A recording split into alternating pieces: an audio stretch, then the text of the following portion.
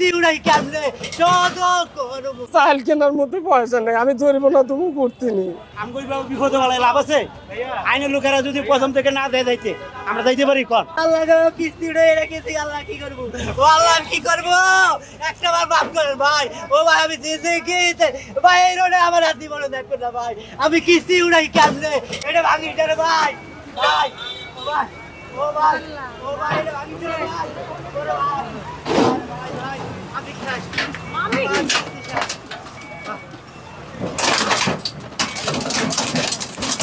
একদম ক্লিয়ার।